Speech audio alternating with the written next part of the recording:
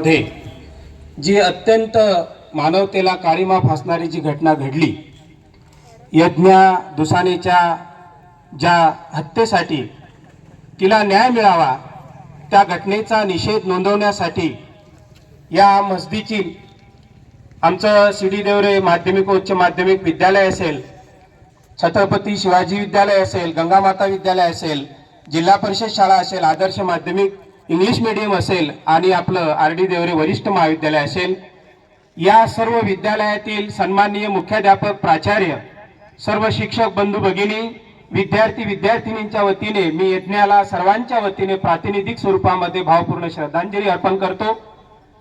बंधूंनो, आपण आता या ठिकाणी पाहिलं की ज्याही मुलींनी आपला आक्रोश मनोगतातून व्यक्त केला तर त्या बोलणाऱ्या सर्व मुलीच होत्या।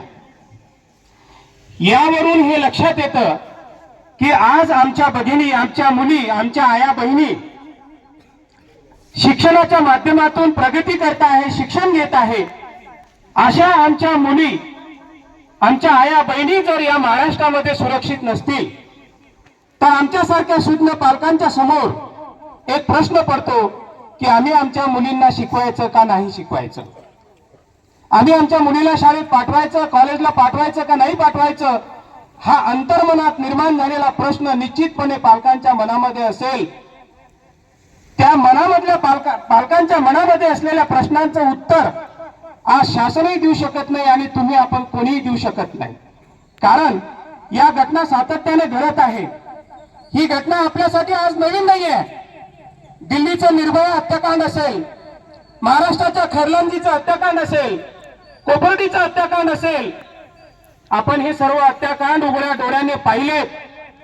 काही हत्याकांडामध्ये आरोपींना निर्दोष सोडण्यात आलं। ही व्यवस्था या देशामध्ये आजही जिवंत आहे। अहो, या देशाला उज्ज्वल परंपरा आहे। आम्ही दिवाळीचा, भाऊबीजेचा सण साजरा करतो।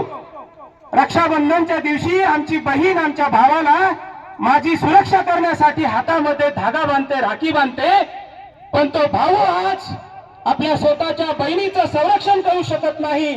अशा हतबल झालेल्या भावाचा हा आक्रोश आहे।